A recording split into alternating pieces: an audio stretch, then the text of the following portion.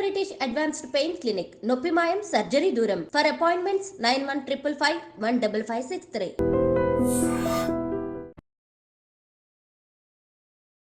నమస్కారం, welcome to I dream. ధర్మ మార్గం విత్ విజిత కార్యక్రమానికి స్వాగతం.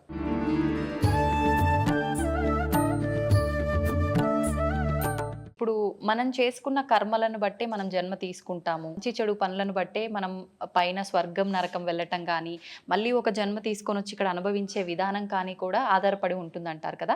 అయితే ఇప్పుడు ఒక మనిషి జీవం కోల్పోయిన తర్వాత ఆత్మ వెళ్తే పైకి వెళ్ళి అక్కడ ఏదో ఒకటి అనుభవిస్తూ ఉండాలి, స్వర్గంలోనో నరకంలోనో. కానీ ఎందుకు ఇలా దుష్ట శక్తుల రూపంలో, ప్రేతాత్మల రూపంలో మన చుట్టుపక్కల ఇప్పుడు మీరు చెప్పినట్టుగా తిరుగుతున్నాయంటారు? కర్మ విపాకం చెందకపోవడం, కర్మ విముక్తి కలగకపోవడం, ఓకే, వాళ్ళు చేయవలసిన కొన్ని కర్మలు తీరక, వాళ్ళ కోరికలు తీరక. అందుకే సనాతన ధర్మం అన్నీ చెబుతూ కూడా ఒక మాట చెప్పింది. ఏంటి? ఎప్పటికెప్పుడు నువ్వు సత్యం అనే భావన, నేనే సత్యం అనే భావన నువ్వు తెలుసుకో. నువ్వెవరో తెలుసుకో, నువ్వేంటో తెలుసుకో.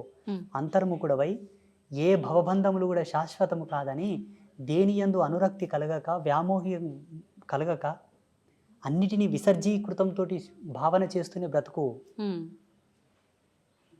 అన్నీ నీవే, చివరికి నావి కావనుకునే సత్యంతో కూడా బ్రతకని చెప్పింది మన ధర్మం.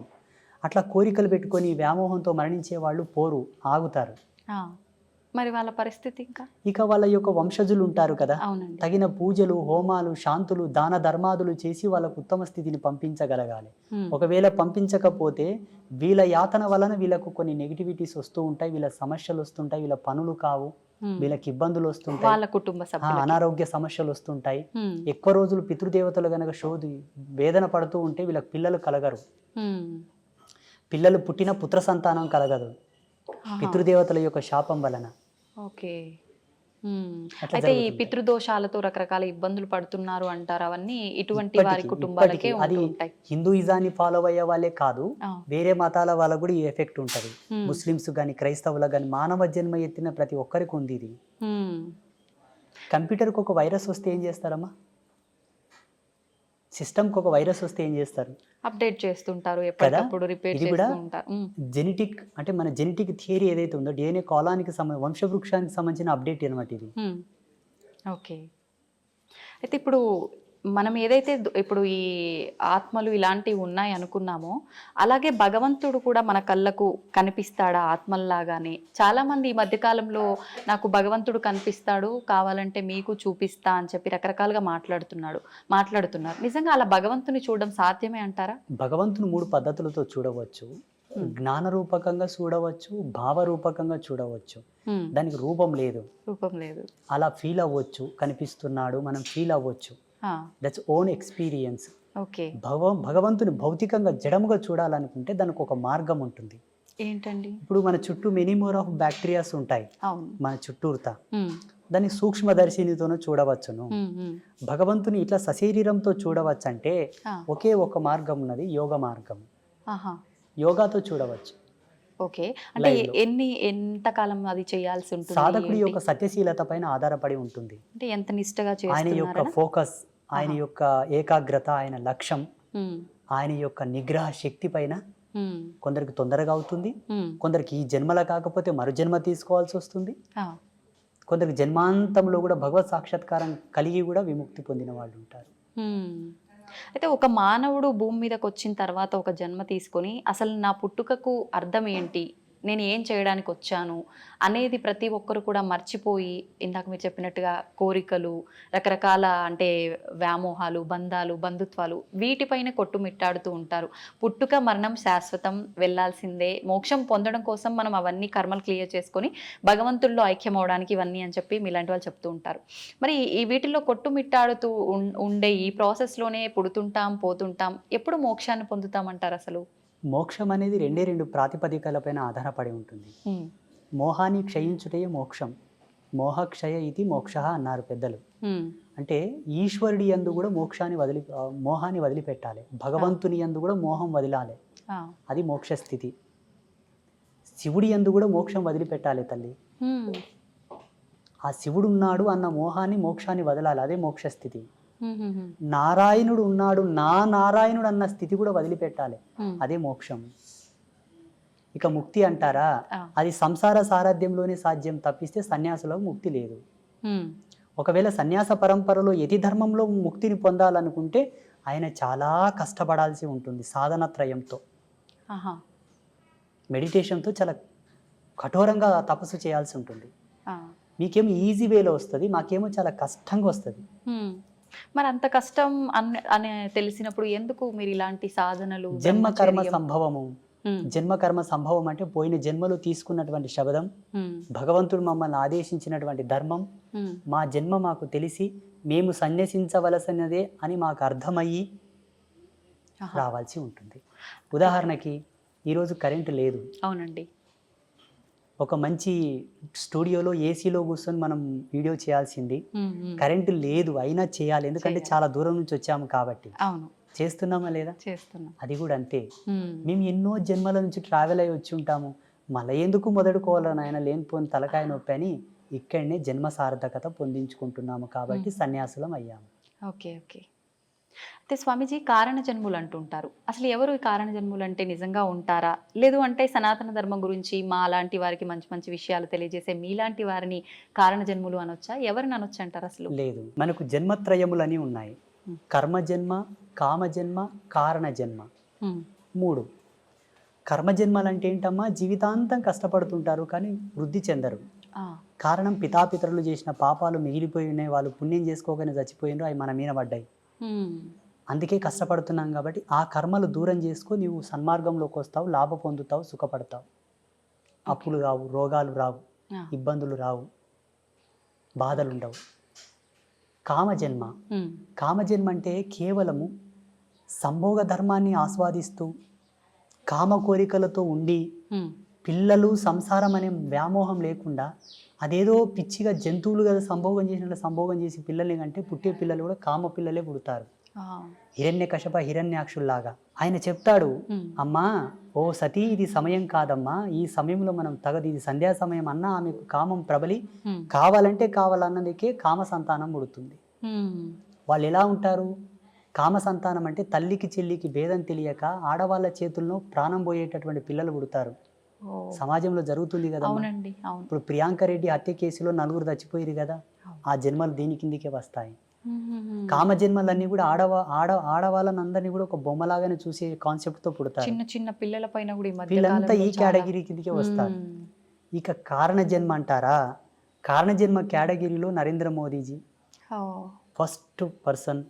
అండ్ సెకండ్, నేను ఈ మధ్యలో అనుకుంటున్న నా అనుభవం ప్రకారం ఎవరి వ్యక్తిగతం వాళ్ళ ఇష్టం, నా వ్యక్తిగతం నేను అనుకుంటున్నంత వరకు పవన్ కళ్యాణ్. ఓకే, మీకు వేరే విధంగా అర్థమై ఉండొచ్చు, 3 పెండ్లాలు ఇట్లా అట్లా సినిమా స్టారు రంగేసుకొని ఆటాడినోడు అట్లా ఇట్లా మీరు అనుకోవచ్చు. ఒక్క మెతుకు సార్లు తల్లి అన్నం అయ్యిందా లేదని చూడ్డానికి అన్నమంతా పిస్కా కర్లా. ఆయన కొన్ని మాటలు విన్నాను నేను పవన్ కళ్యాణ్వి, చాలా అద్భుతమైనటువంటి విజనరీ ఉన్న వ్యక్తి. సనాతన ధర్మం గురించి, హిందూయిజం గురించి అటువంటి వ్యక్తి అవసరం ఇప్పుడు ప్రస్తుత కాలంలో. అటువంటి ఆలోచన దృక్పథం కలిగిన వాడు కారణజన్ముడే. సామాజికంగా కారణజన్ములు మోదీజీ, పవన్ కళ్యాణ్. ఆధ్యాత్మికంగా చెప్పవలసి వస్తే బ్రహ్మశ్రీ సామవేదం షణ్ముఖ శర్మ గారు, చాగంటి కోటేశ్వరరావు గారు, గరికపాటి నరసింహారావు గారు, వదిపర్తి పద్మాకర్ గారు, వీళ్ళు ఆధ్యాత్మికమైనటువంటి కారణజన్ములు. యోగ సంధాన కర్తృత్వంలో కారణజన్ములు అంటే శృంగేరి జగద్గురువులు, చిన్నజీయర్ స్వామి వారు, శ్రీమాన్ చిన్నజీయర్ స్వామి వారు, ఇంకా కొంతమంది యతీంద్రులు, యోగులు, సిద్ధ పురుషులు, మఠాధిపతులు, పీఠాధిపతులు అందరూ కూడా యోగ పురుషులు. వాళ్ళు యోగ సంధాన కర్తృత్వంతోనూ వాళ్ళు కారణజన్ములు. వీళ్ళు భగవత్ సాన్నిధ్యానికి దగ్గరగా ఉన్నవాళ్ళు. వాళ్ళు శివైక్యం చెందిన తర్వాత ఈశ్వరునిలో లీనమయ్యేవాళ్ళు వీళ్ళందరూ. ఇది ఫైనల్ స్టేజ్ ఇన్ కారణ జన్మ. వీళ్ళందరూ మోక్షం పొందడం. ఇంకా వాళ్ళకు మోక్షము ముక్తి లేదమ్మా, చాలా ఫైనల్ స్టేజ్. వీటికన్నా పెద్ద స్టేజ్ లో ఉన్నారు వాళ్ళు. ఇట్లా 3 జన్మలు ఉన్నాయి మనకు. మీ గర్భవాసము నందు మీ కడుపులో కూడా ఇంతటి గొప్ప వాళ్ళు కారణ జన్ములు, పుణ్య జన్ములు పుట్టాలనుకుంటే తప్పకుండా సనాతన ధర్మాన్ని ఫాలోఅప్ చేయండి. సనాతన ధర్మంలో కూడా మెనీ మోర్ ఆఫ్ కన్ఫ్యూజన్స్ ఉన్నాయి, రకరకాల సాంప్రదాయాలు. ఏవి పాటించకండి, సదాచార సంపన్నులై విరాజిల్లండి. ఈ సదాచారం మనకి ఎక్కడ దొరుకుతుందమ్మా అంటే దేవీ భాగవతంలో దొరుకుతుంది. దేవి భాగవతం భగవతి విరచితం. సాక్షాత్తు త్రిమూర్తులకే చెప్పినది అమ్మవారు. మీరు త్రిమూర్తులు సుప్రీం గాడ్స్ అని మీరు కొలుస్తున్నారు. అవునండి. త్రిమూర్తులకే జగదంబ గీతోపదేశం చేసినది.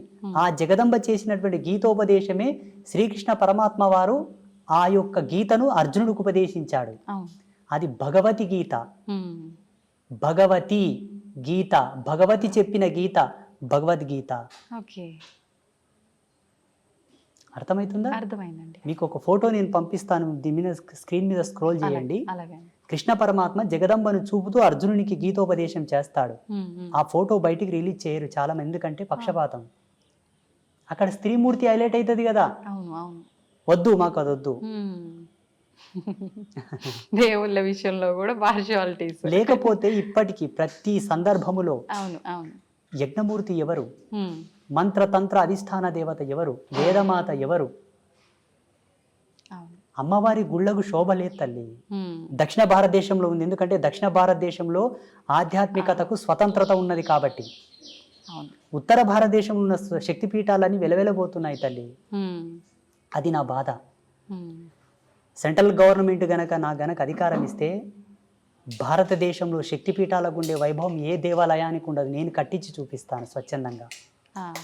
అమ్మవారి గుడి అంటేనే ఒక అద్వితీయమైనటువంటి అజరామరమైనటువంటి కళాఖండముల చేత విరాజిల్లేటట్టుగా నేను కట్టిస్తాను. కానీ ఉండాలి. పేరులోనే అర్థం ఉంది కదా, శక్తి పీఠం, అది భూమికి శక్తి. అవునండి. ఎర్త్ ఫిట్ లాగా పనిచేస్తుంది అది. మన భౌగోళికమైనటువంటి ఈ భూప్రపంచాన్ని కంట్రోల్ చేసేటువంటివి. మళ్ళీ అమ్మవారు అందుకే నన్ను పుట్టించిందేమో అనుకుంటాను నేను. నా భావన, నా వ్యక్తిగతమైన భావన. మీ భావన కాదు, నా భావన. చూద్దామండి ఏమవుతుందో. మీరు అన్నట్టుగా ఆలోచించడం కాదు, ప్రతి ఒక్కరు మనసులో ఉన్నదే. ఆడవారిని కొంచెం చిన్న చూపుగా చూస్తుంటారు. ఎవరింట్లో వాళ్ళకే కొంచెం చిన్న చూపు ఉంటుంది. సమానంగా సంపాదించినా, సమానంగా గౌరవం ఇచ్చినా, ఏ రకంగా అయినా కూడా ఉంది. ఇప్పుడు మీరు చెప్పేదాన్ని బట్టి చూస్తే, అంటే ఈ పీఠాలు ఇవన్నీ అయితే మేము రీసెర్చ్ చెయ్యము, తిరిగి చూడం కాబట్టి, అంటే అమ్మవార్ల ఆలయాల పైన కూడా ఇంత వివక్ష ఉంది స్త్రీ అని ఉంది. మీరు ద్వాదశ జ్యోతిర్లింగాల దేవాలయాలు చూడండి. అవును. అష్టాదశ శక్తిపీఠాల దేవాలయాలు చూడండి. అవును, మీకు లైవ్లు ఇప్పుడే కనిపిస్తాయి కదా. పురుష దేవుళ్ళకు సంబంధించిన కాన్సెప్ట్ ని ప్రవచనకర్తలు అలా చెప్పారు. ప్రవచనకర్తలు చెప్పడం ద్వారా ఇప్పుడు జనాలది ఏం తప్పు లేదమ్మా. మాలాంటి వాళ్ళు ఏం చెప్తే అది వింటారు. మీరు ఇంతకుముందు అన్నారు కదా, ఎవరు వచ్చి ఏం చెప్తే అదే వింటారు గురూజీ జనాలు. మరి ఎటు పోవాలి జనాలు అన్నది మీరు అడిగారు, చూసారు, అది సత్యమే. అలా వెళ్ళిపోయారు. కానీ వేదాంత తర్క సంవాదం యొక్క మూలం చెప్పన, మంత్రతంత్రాల యొక్క మూలం చెప్పన, అమ్మను ఆశ్రయించిన వాడే ముక్తిని పొందగలడు. ఇది సత్యం. అందుకే కదా త్రిమూర్తులు ఆమె పాదాల అక్కడ పడుతున్నారు. ఇప్పుడు చూడండి, ప్రపంచంలో ఎక్కువ శాతం పురుషులందరూ కూడా స్త్రీలలాగా మారుతున్నారు. స్త్రీలు పురుషుల్లాగా తక్కువ మారుతున్నారు. అవును అవునండి. లింగ మార్పిడి చేసుకొని అధిక సంఖ్యాకులు పురుషులు స్త్రీలలాగా అవుతున్నారా, స్త్రీలు పురుషుల్లాగా అవుతున్నారా? పురుషులే స్త్రీలలా అవుతున్నారు. పురుషుడు యథార్థంకి వస్తున్నాడు కాబట్టి అది సత్యం. కానీ అలా జరగడం మంచిది కాదు. ఇది సృష్టి విరుద్ధమే కదా. విరుద్ధమే. అలా మారకూడదు. ఒకవేళ ఆడపిల్లల యొక్క గుణగణాలతో స్త్రీ యొక్క స్వాభావికంతో ఒక పురుషుడు పుట్టినప్పటికీ సాధ్యమైనంత వరకు 100% వాని మోటివేట్ చేసి వాని ద్వారా ఒక జన్మనిప్పియాలి, వానికి సంసారం ఇవ్వాలి. కానీ ఏదో మహిళలాగా చేష్టలు చేస్తున్నాడని వాని కన్వర్ట్ చేయకూడదు. ఇప్పుడు అందరూ అలాగే అయితే జగత్ సృష్టి ఎట్లా జరగాలి తల్లి? అవునండి. మీకు జన్మనిచ్చిన తల్లిదండ్రులు కూడా ఇట్లా చేసుంటే మీరు పుట్టేవాళ్ళ? అవును అవును. అది మనకు కావాల్సింది. 100కు 1,000,000 ప్రయత్నం చేయగా కూడా వాళ్ళు మాడలేదంటే ఈశ్వరార్పణంగా చేసేసేయండి, తప్పులేదు. ఇది నా అభిమతం. ఏమంటారు? కరెక్టే అండి. వాస్తవమా కాదా? వాస్తవమే. అది ఎంతసేపు బ్రతికినా మీరు యాంకరింగ్ ధర్మంలో, ఎలక్ట్రానిక్ మీడియా ధర్మంలో వాళ్ళు, సన్యాస ధర్మంలో నేను, సమాజం అంతా కూడా భావి తరాలను దృష్టిలో పెట్టుకొని బ్రతకండి.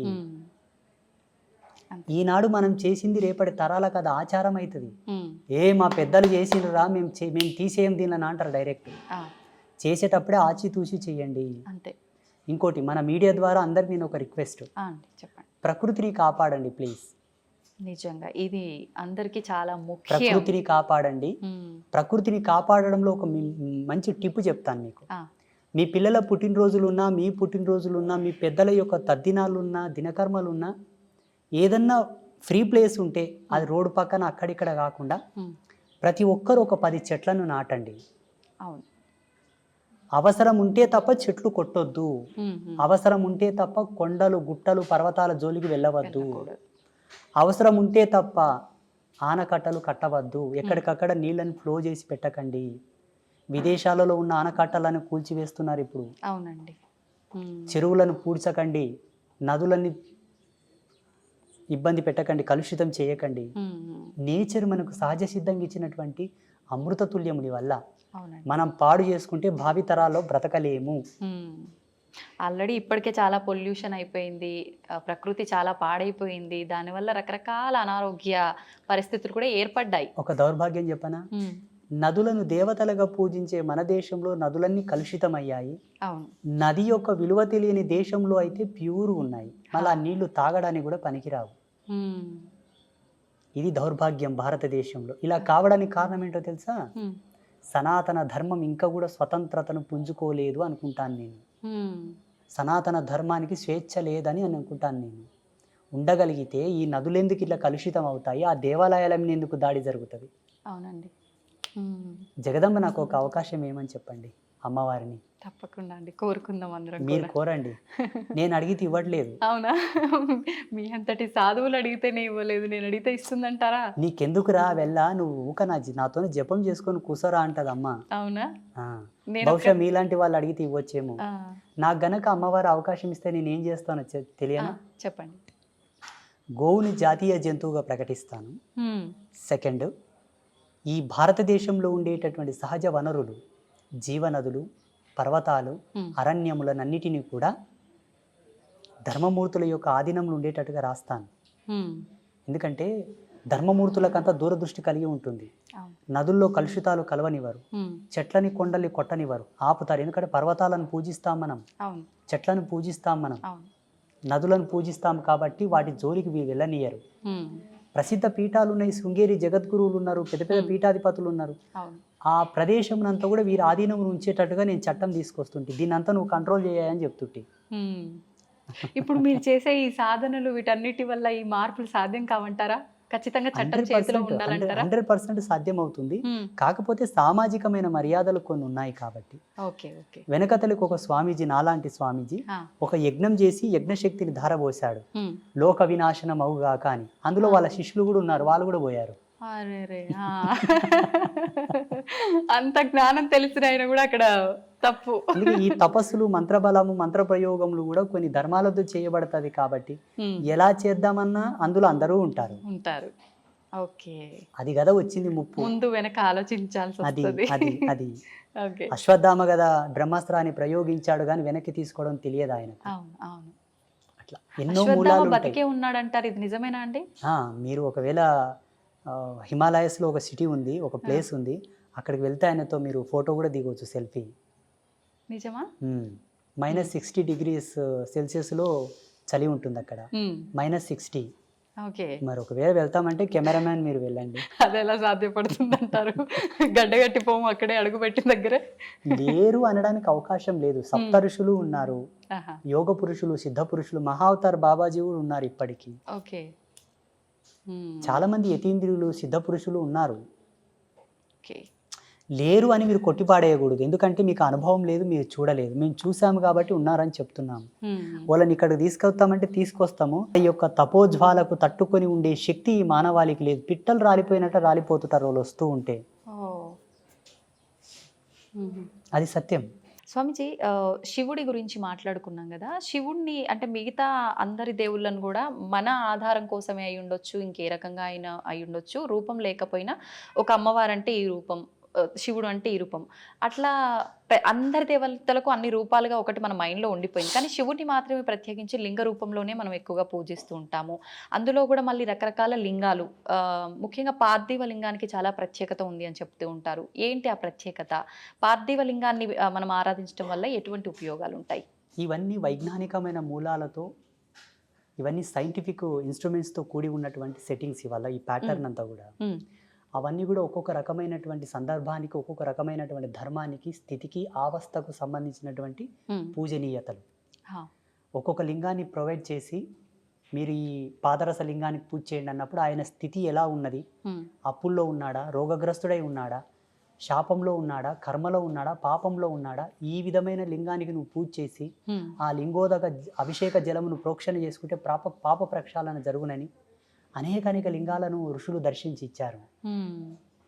లింగం ఒక కన్ను, ముక్కు, చెవి, చేతులు, అవయవాలు లేకుండా నిరాకార స్థితిలో ఎందుకు ఉంటుందంటే అమ్మ, ఈ బ్రహ్మాండం అంతా కూడా అదే స్థితి కాబట్టి, చివరికి ఈ బ్రహ్మాండం అంతా అదే స్థితిలో లయం అవుతుంది, నిరాకారంగానే మారబోతుంది కాబట్టి సత్యాన్ని చూపించేటటువంటి కోణం అది ఆ శివలింగ ఆకృతి. అందుకే మనకు చెప్తుంటారు కదా, సత్యం శివం సుందరం అని. అవునండి. చివరికి సర్వం అదే ఆకారం లేని స్థితిలోకి వెళ్ళిపోతుంది, నిరాకార స్థితిలోనే ఉండిపోతుంది. ఇవన్నీ మధ్యలో పోయేవి కాబట్టి సత్యాన్ని తెలుసుకొని పూజించు అనడానికి ఆ శివలింగ ఆకారం. అద్భుతం. జన్మ ఎత్తిన తర్వాత ఒక్కసారికి శివునికి నమస్కృతాంజలి చేస్తే ఆ జన్మ పరిపూర్ణమైనట్లే. చాలా ముక్తిదాయకం శివలింగ ఆరాధన, శివలింగ పూజ, శివుని యొక్క ఆరాధనలు. విశేషించి ఈ కార్తీక మాసంలో ప్రతి మహిళ సంధ్యా సమయమునందు, ప్రదోష కాలమునందు శివలింగము ముందు చక్కటి దీపాన్ని గనక వెలిగించి నమస్కారం చేసుకుంటే ఆమె ఇల్లు, ఆమె సంసారం పండుతుంది, చల్లగా ఉంటారు.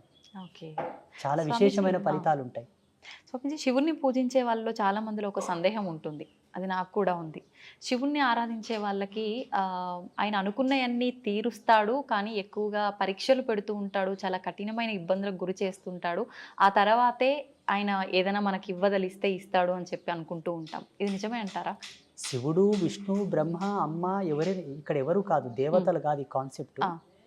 జన్మ కష్టపడుతుందంటే దానికి ఒక విలువ ఉంటుంది. కారణం, మనకు విలువైనది ఏదైనా దక్కాలంటే అది దక్కే కోణంలో ఇబ్బందులతో అది దక్కింది అంటే దాని విలువ మనకు తెలవాలనే మనకు ఇబ్బందులు వస్తూ ఉంటాయి.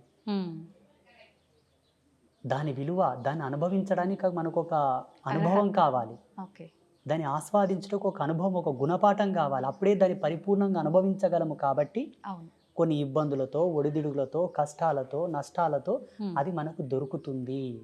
ఇది మన జన్మను పరిపూర్ణతను చేయడానికే దేవుడు పెడతాడు. దేవుడు మనల్ని కష్టపెట్టాడు. ఒక అందమైన శిల్పం కనుబొమ్మలతో, కనురెప్పలతో సరళీకృతంగా తయారు కావాలంటే సమయం ఎక్కువనే పడుతుంది. అవునండి. నెమ్మదిగా చెక్కాల్సి ఉంటుంది. ఏదో 2 దెబ్బలు కొట్టి పాడేసామంటే తొందరగానే తయారవుతుంది. జీవితం కూడా అదే పారదర్శక సూత్రం పైన ఆధారపడి ఉన్నది. ఇక్కడ దేవుడు మనల్ని కష్టపెట్టాడు. మన విద్వత్తును, మన విఘ్నతను, మన యొక్క గొప్పతనాన్ని సమాజం నిలబెట్టుటకే మనకు ఆ సమయభావం. కొన్ని ఇబ్బందులు అయినా దాని కష్టమని ఎందుకు అనుకుంటారు చెప్పండి? భగవంతుడు పెట్టేదాన్ని భక్తిగా తీసుకోవాలి, కష్టంగా తీసుకోవద్దు. ధర్మశాస్త్రాల్లో ఒక మాట ఉన్నది, తల్లిదండ్రులు పెట్టేవి, తోబుట్టువైన చెల్లెలు పెట్టేవి, భగవంతుడు పెట్టేవి, గురువు పెట్టేవి పరీక్షలే అయినప్పటికీ అవి పరమార్థంగా స్వీకరించాలట, వాళ్ళు ముక్తిని పొందుతారు. మళ్ళీ అక్కకు, అన్నకు, తమ్ముడికి నియమం లేదు చూడండి, చెల్లి అదేంటో కానీ చెల్లి, తల్లి, తండ్రి, గురువు, దైవం, వీళ్ళు పెట్టేవి పరీక్షలు కాదు. ఒకవేళ పరీక్షలే అయినప్పటికీ అవి పరమార్థములని స్వీకరించువాడు ముక్తిని పొందగలడు, ఈజీగా పొందుతాడు. జపతపాదులు చేయకుండా, యజ్ఞయాగాదులు చేయకుండానే ముక్తిని పొందుతాడు. స్వీకరించగలగాలి, భావించగలగాలి, భారం అనుకోకూడదట. మనం ఎన్ని మాట్లాడుకున్నా అది కొంచెం కష్టమే మానవులకి. ఏదైనా చిన్న కష్టం వచ్చిందనగానే భగవంతుని కూడా తిట్టేయడము, అసలు ఆ విచక్షణ అనేది కోల్పోతాం కాసేపట్లో. నిజంగా మనకు అదంతా ఒక లేవల్గా వెళ్ళాలి, సమన్వయంగా ఉండాలి, బ్యాలెన్స్డ్గా ఉండాలి లైఫ్ అని అంటే ఎలాంటి నియమాలు పాటించవచ్చు అంటే? ఆహార దోషం అనేది ఇక్కడ సమాజంలో ఎక్కువ అనర్థాలకు కారణం అవుతుంది. అందుకే ఆరంభం నుంచి, వేదారంభ కాలం నుంచి కూడా శాకాహార భోక్తవ్యం చేయండి. శాకాహార భోక్తవ్యం చేత జన్మ పరిపూర్ణమైనటువంటి ఆలోచనలను సృజించుకోగలదు, తీసుకోగలదు, తనను తాను నియంత్రించుకునే కంట్రోలర్గా మారగలడు. ఆలోచన విధంగా, వ్యవహారికంగా తనను తాను ఇంద్రియ నిగ్రహం వైపు మరలించుకోగలడు. అందుకే శాకాహార భోక్తవ్యం చేయండి. మనకు ధర్మశాస్త్రాల్లో క్లియర్గా చెప్పి ఉన్నారు ఋషులు, ఆహారం, విహారం, విచారం, నిద్ర, ఆహారం, బ్రహ్మచర్యం. ఈ మూడింటిని ఎవరైతే పాటిస్తారో వాళ్ళు నడిచే దేవుడు. ధ్యానం వల్ల కూడా సాధ్యపడుతుందా గురించి? ఆధ్యాత్మికత 3 కోణాల్లో ఉంది. భక్తి మార్గంతో కొందరు, ధ్యాన మార్గంతో కొందరు, జ్ఞాన మార్గంతో కొందరు, యోగ మార్గంతో కొందరు, త్యాగ మార్గంతో కొందరు. త్యాగం అన్నీ, అక్కడ భక్తి లేదు, పూజ లేదు, యోగ లేదు, ఏమీ లేదు. అవధూత తత్వంలో ఉండడం వల్ల కూడా ముక్తిని ఆస్వాదించవచ్చు, మోక్షాన్ని పొందవచ్చు. ఈ 5 మనకు ప్రధానం.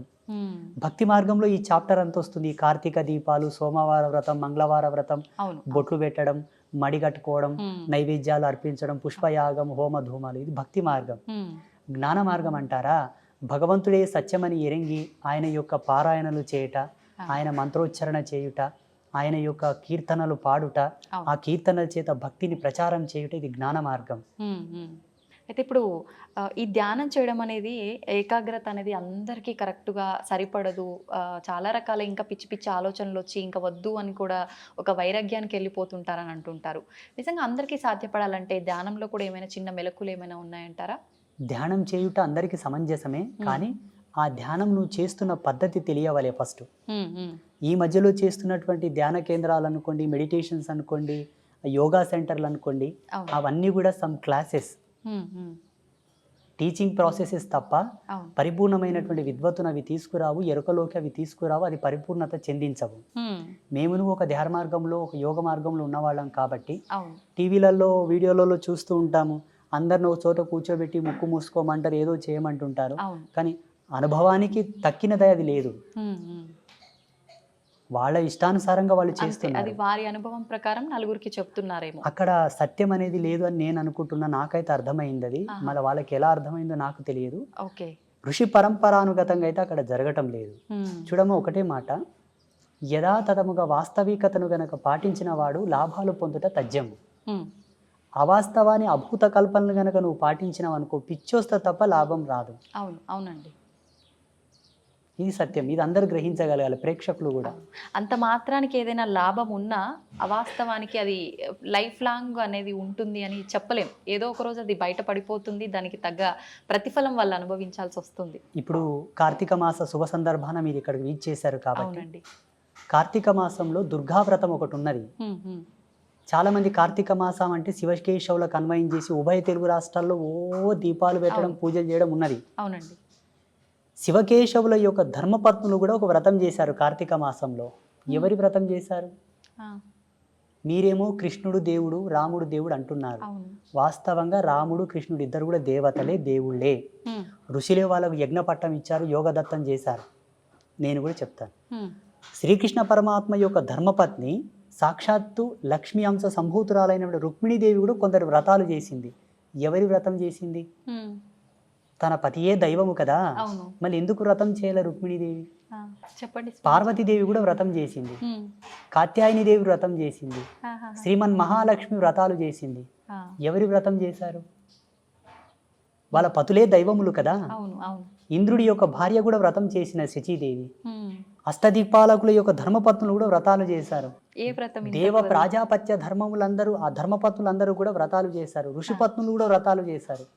వ్రతం ఎవరికి చేయబడుతుంది? నోములు ఎవరికి చేస్తారు? భగవంతుడికే చేస్తారు, పురుష దేవతలకు లేవు. అంటే అందరినీ సృష్టించింది ఆదిపరాశక్తి లలిత అమ్మవారు కాబట్టి ఆమెకు సంబంధించిన వ్రతం ఏదైనా ఉందా? ఎగ్జాక్ట్లీ. అస్తు అస్తుమే సదాశివో అస్తు, ఇది సత్యం. కానీ ఎక్కడ చేస్తున్నారు ఇప్పుడు? చేయట్లే. సత్యాన్ని కనుమరుగు చేశారు కావాలని. అందుకే జనాలకు ఆధ్యాత్మికత రుచించటం లేదు. మీరు అన్నట్టుగా కన్ఫ్యూజన్లోకి వచ్చేసి వైరాగ్యం వచ్చి ఈ దేవుళ్ళొద్దు, ఈ ఫోటోలొద్దు, తీసేయని రాని పక్క కానీ గమ్మున కూర్చుంటున్నారు. పోనీ తీసేసినంత మాత్రాన వాళ్ళు ఏమన్నా ముక్తిని పొందేదరా? అంతరపిశాసులై తిరుగుతారు సచ్చినాక. గాలిలో దయ్యాలలాగా తిరుగుతారు.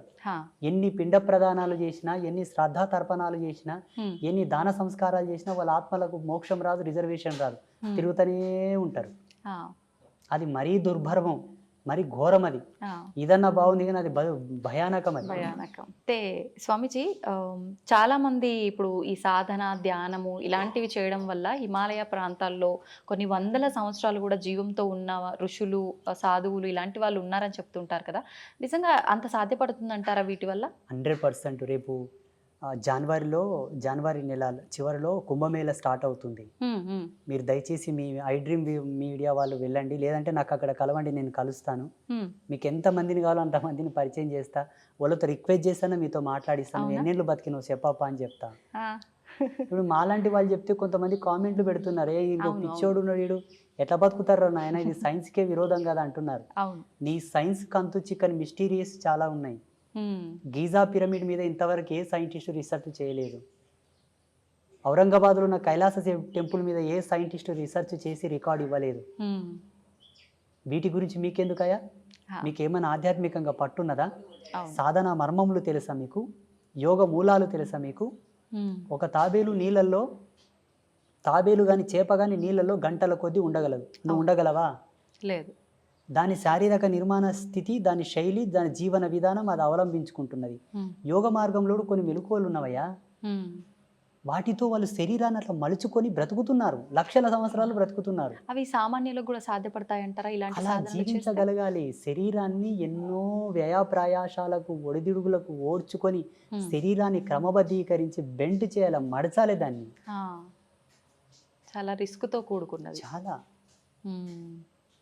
మీకు లైవ్లో ఇప్పుడు మీరు చాలా రేర్గా నాకు పరిచయం అయ్యారంటే ఈ మధ్యలో పరిచయం అయ్యారు. అవునండి. ఇక్కడ సమీపంలో యానగుంది క్షేత్రం ఉంటుంది, మాణికేశ్వరి మాత. అమ్మ 82 సంవత్సరాలు నిరాహార యోగినిగా ఉండే మొన్నటి వరకు. 2 సంవత్సరాలు అయింది అమ్మ శివైక్యం చెంది, అంటే జీవ సమాధి అయింది. మొన్నటి వరకు అమ్మవారు చెప్పింది, నేను ఈ కలియుగంను వీడిపోతున్నాను, కలియుగంకు ఒక మహమ్మారి వస్తుంది చూడని. అమ్మవారి సమాధి చెందిన వారంకే కరోనా ప్రవేశించింది భారతదేశంలో. ఇంతకంటే లైవ్ సాక్ష్యం ఏం కావాలి? ఆమెకు తెలుసు కదా ఈ మహమ్మారి వస్తుందని. అమ్మ ఇంకొక మాట కూడా అన్నది, ఏంటండి? ఊరుకో పతివ్రత ఉంటే ఊరు పొలిమేరకు ఏ విఘాతం జరగదట ఆ పతివ్రత ధర్మంతో. ఊళ్ళో ఒక సాధువు ఉంటే ఆ ఊరికి ఏ విధమైన అనర్థాలు జరగవట. అలాగే ఈ భారతీయ భౌగోళిక స్థితికి మాలాంటి తాపసులు అడ్డున్నారా, అందుకే మహమ్మారులు ప్రవేశించటం లేదు. నేను వెళుతున్నాను, వస్తుంది మహమ్మారి, దీన్ని ఆపగలిగినటువంటి యోగకర్తం ఏదైనా చేయండి అన్నది అమ్మవారు. వాస్తవంగా అమ్మవారు పోయినమ్మనే భారతదేశంకి కరోనా వచ్చింది. అంతకన్నా ముందు వేరే దేశాల్లో నా తాండవం ఆడింది మొత్తం. అమ్మవారు చెప్పిన వాక్కును అనుసరించే మన పీఠంలో గోమాత కళ్యాణం చేసి లోక కళ్యాణానికి ధారపోసాం ఆ యజ్ఞశక్తిని. మళ్ళీ కరోనా వెళ్ళిపోయింది. మీకు పిచ్చిగా అనిపించవచ్చు కానీ ఈ స్పిరిచువాలిటీ డిపార్ట్మెంట్ అంతా కూడా నేచర్ కంట్రోలర్ సిస్టమ్స్ ఇవన్నీ. ప్రకృతిని మేము కంట్రోల్ చేస్తాం, మీకు చేత కాదు. మిమ్మల్ని ప్రకృతి కంట్రోల్ చేస్తుంది, ఇంతే తేడా. స్వామీజీ, ఇలా అంటే ముందే ఏదైనా జరగబోతుంది అంటే ఇప్పుడు ఆ మాతాజీ గారు చెప్పినట్టు కొన్ని చెప్తూ ఉంటారు, నిజంగా జరిగినవి కూడా చూస్తుంటాము. మళ్ళీ అలాంటిది ఒక బ్యాక్టీరియా రాబోతుంది అని కొంతమంది చెప్తున్నారు. లేదు అంటే రకరకాల ప్రళయాలు రాబోతున్నాయి అని చెప్పి మొన్న రీసెంట్గా అక్కడ జల ప్రళయాలు జరిగాయి కదా, అలాంటివి కేరళ సైడ్, అలాంటివి మళ్ళీ మన దగ్గర కూడా వచ్చే అవకాశాలు ఉన్నాయని చెప్పి, చాలా ప్రాణ నష్టం కూడా జరుగుతుందని చెప్పి కొంతమంది చెప్పారు ఆ మధ్యకాలంలో. మళ్ళీ అలాంటివి ఏమైనా రాబోతున్నాయంటారా? ఈ భారతదేశం చాలా గొప్పది, మనమందరం గర్వపడాలి. ప్రపంచమంతా అతలాకుతలమైపోయిన భారతదేశానికి ఏమీ జరగదు. కాలధర్మ సిద్ధాంతంలో మనము కొంత ఏగవలసి ఉంటే ఏమో అట్లా వచ్చిపోతాయి తప్పిస్తే మనకు ఏ భయము లేదు. ఎందుకంటే మన దేవాలయ వ్యవస్థ అంత గట్టిది. చూడండి, భవిష్యత్తులో ఒక 10-15 సంవత్సరాల్లో జరగబోతుంది ఇది. ఏంటంటే ప్రపంచమంతా స్వేచ్ఛావాయువులు పీల్చుకోవడానికి భారతదేశానికి వలస రాక తప్పదు. బుక్కెడు గాలి పీల్చుకొని వస్తాం ఇండియాకు పోయాను వస్తారు చూడండి. ఆల్రెడీ స్టార్ట్ అయిపోయింది. ఈ భారతదేశం చాలా గొప్పది, అందులో మన హిందూయిజం చాలా గొప్పది. ఈ ధర్మాన్ని ఎందుకు కాపాడమంటున్నామంటే భావి తరాలకు మీరు కోట్లు గడించి ఇవ్వక్కర్లా, ధర్మాన్ని ఇవ్వండి చాలు. అంతే. ఎలా ఇవ్వాలి ధర్మాన్ని? నీ పిల్లలకు చెప్పాలి, ఒరే నువ్వు పుట్టుకతోనే ధర్మం నీ పక్కన పుట్టిందిరా, కారణం నువ్వు పుట్టుకతోనే పురుడు చేసినాం. పురుడు ఎక్కడి నుంచి వచ్చింది? సనాతన ధర్మం నుంచి వచ్చింది. నీకు నామకరణం చేసినాం, నీ పుట్టుకతోనే ధర్మం నీ తోబుట్టు అయిందిరా. ధర్మం నీ చెల్లెలు లాంటిది, అక్క లాంటిది, అన్న లాంటిది, తమ్ముడు లాంటిది. వాళ్ళకి ఏమైనా జరుగుతూ ఉంటే చూస్తూ ఊరుకుంటావా మూర్ఖుడా? ధర్మ విఘాతం ఎక్కడ జరిగినా నువ్వు పోరాడాలని అని చెప్పి పిల్లలకు మనం మోటివేట్ చేయాలి. మళ్ళీ అంతే కదమ్మా, పుట్టినప్పటి నుంచి మనకు ధర్మంతోనే కదా అన్ని నేర్పి, అక్షరాభ్యాసము, ఉపనయనము, యజ్ఞోపవీతము, ఇవన్నీ మనకు ధర్మంలోని భాగాలే కదమ్మా. సంస్కృతి ఇచ్చింది మనకు, టెక్నాలజీ ఇవ్వలే. టెక్నాలజీ మనం ఇచ్చిందా? లేదండి. మనం నిత్యం అనుభవించే వాటిల్లో ఇప్పుడు మీరు చెప్పినట్టుగా పుట్టుక నుంచి చావు వరకు ప్రతిదీ ధర్మంతో, సైన్స్‌తో కూడి ఉంది. ప్లస్ మధ్య మధ్యలో మనకు పండగలు ఇలాంటి వాటి ద్వారా కూడా ఇంకా మన ధర్మం యొక్క గొప్పతనాన్ని కూడా చాలా, తెలియజేస్తూనే అందులో ఉంటారు ఎప్పటికప్పుడు. క్రమశిక్షణ, అవును. నిబద్ధత, హ్మ్. మహిళ యొక్క గౌరవ సూచకం, కుటుంబంలో ఒక మంచి సంఘీభావం, సమతుల్యత, ఐక్యమత్యం, హ్మ్. మంచి సోదరభావం నెలకొనడానికి కూడా మన సంస్కృతులు, మన పండుగలు పెట్టారు మన వాళ్ళు. అవును. అవును. ఎప్పటికప్పుడు బూజు దులుపుకొని ఇల్లంతా తోరణాలు కట్టుకొని హ్మ్. ప్రాణవాయువుని ప్రజ్వరిలింపజేసుకోవాలని చెప్పి పిండి వంటలు, హా. ఆరోగ్యంలో కూడా పలు మార్పులు రావచ్చు అని చెప్పేసి ఆహార పదార్థాలు భోక్తవ్యం చేయడం ద్వారా హ్మ్. జెనెటిక్ రిఫార్మింగ్ కూడా నెగిటివ్ కాకుండా పాజిటివ్ ఉండడానికి హ్మ్. ప్రతిదీ పరమార్థం, ప్రతిదీ అద్భుతం, ప్రతిదీ ఒక అమోఘం మన దాంట్లో. ఏది కూడా వేస్టేజ్ లేదు మన సనాతన ధర్మంలో. అవును. అవును. మేధావులేమో ఇదంతా మూఢనమ్మకం అంటారు, పిచ్చి. హ్మ్. అవును. మూఢనమ్మకం, అసలు దేవుడే వాళ్ళ లేడు. పిచ్చి, హ్మ్. వాళ్ళు ఇంకా ఎల్కేజీ స్టడీలో ఉన్నారు వాళ్ళు. ఆ, నా దృష్టిలో వాళ్ళు చిన్న చిన్నపిల్లలు.